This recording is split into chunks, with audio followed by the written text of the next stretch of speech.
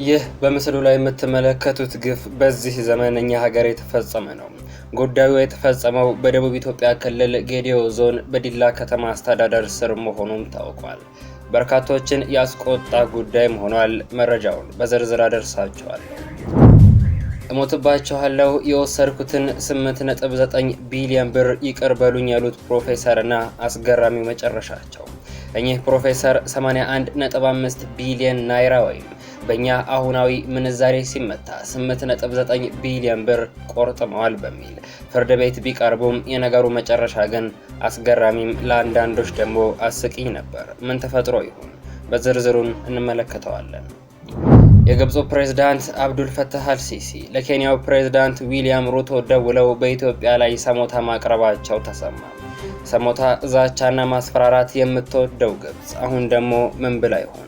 እንመለከተዋለን። አክብሮታዊ ሰላምታዬ በያላችሁበት የምድር ዳርቻ ሁሉ ይድረሳችሁ። ሰላም ጤና ይስጥልኝ ክቡራትና ክቡራን የዩቲዩብ ቻናል ቤተሰቦች እንደምን ቆያችሁ? ለዕለቱ የተሰሙ መረጃዎችን ይዤ ቀርብ ያለው አብራችሁን ቆዩ። ይህ በምስሉ ላይ የምትመለከቱት ግፍ በዚህ ዘመን እኛ ሀገር የተፈጸመ ነው።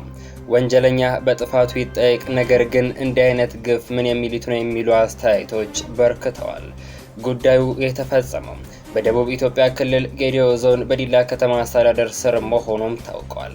ሚናስ ዋቆ ጉደታ ከስፍራው ያጋራውን መረጃ እንደሚከተለው አደርሳቸዋለሁ። እንደወረደ ላቀርብላችሁ። ይህ ሰው ጨካኝ ሆኖ የሰው ነፍስ አላጠፋም። በወንብድና ተግባር ተሰማርቶ አሊያም ዘርፎ አይደለም።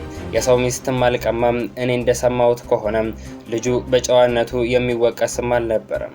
የአካባቢው ሰዎችም እንዲሁ ነው የሚሉት። ምስኪን ነው። ይህን የጭካኔ ጥግ የግፍ የፈጸሙበት ጉልበተኞች በወቅቱ በተፈጠረ ጸብም አልነበረም። በዚህ ልክ ማሰብ እንዲሳናቸው ያደረጋቸው የቆየ ነገር ያደረና የከራረመ ቂም ይዘው መሆኑ ነው የሰማሁት። ይህኑ ነው የተባልኩትም እንዲሁ ነው ብለዋል። መረጃውን ከስፍራው ያጋራን ሚናስ ዋቆ።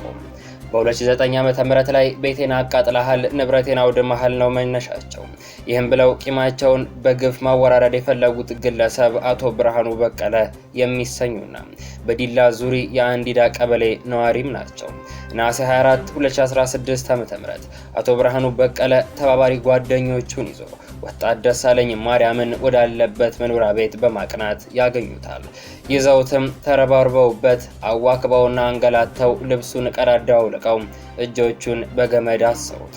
እርቃኑን እንደሆነም ወደ ገበያ ለሽያጭ እንደሚነዱት እንደ ከብት እየጎተቱ በአለንጋም እየገረፉ በካሜራዎቻቸው እየቀረጹና ፎቶ እያነሱ በሰው እያሳቁበት እየተዘባበቱበት በኦልቲቾ እስከ አንዲዳ ድረስ ህዝብ እየተመለከታቸው አንድም ተው በህግ አምላክ እባካችሁ ረፉ የሚላቸው ሳይኖር ህጉም ሰውም ባህልም የሚጠየፈውን የነውርና የጭካኔ ጥግ የሆነውን ድርጊታቸውን በአደባባይ እየፈጸሙ እንዲሁ ደጋግመው እየገረፉት ባሰሩት ገመድ እየጎተቱት ለአንዲዳ ፖሊስ አስረክበውታል።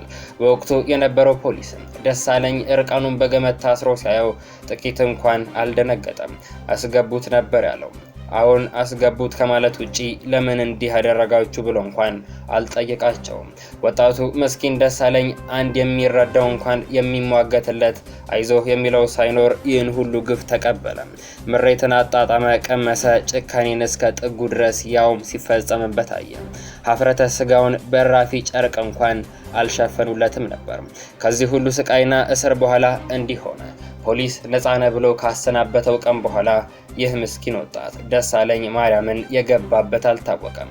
ወላጅ አባቱ አቶ ማርያም ጎበና ከኦሮሚያ ክልል ሻኪሶ ወረዳ ሆነው ለዲላ ከተማ አስተዳደር እና ለሚመለከተው ሁሉ ብለው በጻፉት ደብዳቤ ልጄን አጣሁት፣ ስራ ይሆናል ብለን ብንጠባበቅ ድምፁ ጠፋብን። ኋላ ላይ በማህበራዊ ሚዲያ ላይ እርቃኑን በገመድ አስረው ሲያሰቃዩት የሚያሳይ ፎቶ ተለቆ ያዩ ሰዎች ነገሩን።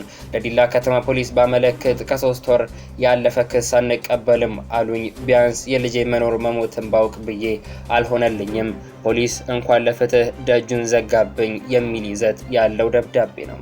እንግዲህ ይህ የሆነው በደቡብ ኢትዮጵያ ክልል ጌዲዮ ዞን በዲላ ከተማ አስተዳደር ስር ነው።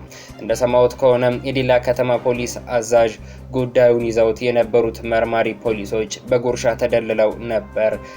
ነገሩ ተድበስብሶ እንዲቀርም አድርገውታል ነው የተባለው ብለዋል። ለመረጃው ሚናስ ዋቆን እናመሰግናለን። እሞትባቸዋለሁ የወሰድኩትን 8.9 ቢሊዮን ብር ይቅር በሉኝ ያሉት ፕሮፌሰር እና አስገራሚው መጨረሻቸው። እኚህ ፕሮፌሰር 81.5 ቢሊዮን ናይራ ወይም በእኛ አሁናዊ ምንዛሬ ሲመታ 8.9 ቢሊዮን ብር ቆርጥመዋል በሚል ፍርድ ቤት ቢቀርቡም የነገሩ መጨረሻ ግን አስገራሚም ለአንዳንዶች ደግሞ አስቂኝ ነበር። እኚህ ለህዝብ በቀጥታ እየተላለፈ ባለ የቴሌቪዥን ስርጭት ላይ በተቀመጡበት ወንበር ላይ ድፍት ያሉት ናይጄሪያዊ ፕሮፌሰር ዳንኤል ፖንዴ ናቸው። እሳቸው ደግሞ ማናቸው ካላችሁ ፕሮፌሰር ዳንኤል ማለት በናይጄሪያ በነዳጅ ሀብት የበለጸገው የኒጀር ዴልታ ክልል ልማትን ለማፋጠን የተቋቋመው የኒጀር ዴልታ ልማት ኮሚሽን ተጠባባቂ ማኔጂንግ ዳይሬክተር ነበሩ። ይህ በእሳቸው የሚመራው ኮሚሽን በቢሊዮን የሚቆጠር የህዝብ ገንዘብ የሚያስተዳድር ሲሆን በሙስና ደግሞ በተደጋጋሚ ስሙ የሚነሳ ነበር። ታዲያ ፕሮፌሰር ፖንዴ ኮሚሽኑን ሲመሩ 81.5 ቢሊዮን የናይጄሪያ ናይራ ወይም በእኛ አሁናዊ ምንዛሬ ሲመታ 8.9 ቢሊዮን ብር ቆርጥመዋል በሚል ክስ ቀረበባቸው። የዚህን ሙስና ክስ ምርመራ ደግሞ የሀገሪቱ የህዝብ ተወካዮች ምክር ቤት ኮሚቴ መያዙን ተከትሎ በህዝብ ዘንድ ከፍተኛ ትኩረት በማግኘቱ የፓርላማው ችሎት በቀጥታ በቴሌቪዥን እንዲተላለፍ ተወሰነ። ፕሮፌሰሩ በምክር ቤቱ ኮሚቴ ፊት ቀርበው ስለ ገንዘቡ እየተጠየቁ ባለበት ሰዓት በድንገት ስልምልም ዝልፍልፍ ብለው ራሳቸውን ስተው ወንበራቸው ላይ ወደቁ። አንዳንዶች ፖንዴ ጥያቄው ሲጠነክርባቸው የማንሾካሾክ በሚመስል ሁኔታ እንዳልሞትባችሁ እንዳትጸጸቱ እሞትባችኋለሁ ሲሉ ሰምተናል ሲሉ ተደመጡ። ፕሮፌሰሩን አሳዛኝ ሁኔታ በቀጥታ ስርጭት ያዩ ናይጄሪያውያን ደግሞ ለፕሮፌሰሩ ጤንነት ሲጸልዩ ታዩ። የኋላ ኋላ ሲጣራ ግን ፕሮፌሰሩ የሀገራቸውን ህዝብ ልብ ያንሰፈሰፈ ፌንት አነቃቀላቸው ለካም ሆን ብለው ከተጠያቂነት ለማምለጥ ሲሉ ለሳምንታት በቤታቸው ተለማምደው የተወኑት ፕራንክ ወይም ድራማ ነበር። ታዲያ ይህን የሰማው የናይጄሪያ ህዝብ ምን ቢል አሪፍ ነው? ፕሮፌሰሩ የሀገሪቷን የትወና ጥበብ አንድ ደረጃ ከፍ ያደረጉ በመሆናቸው ኖሊውድን ይምሩልናሉ ተብሏል። ለመረጃው ሰለሞን ታደሰን እናመሰግናለን።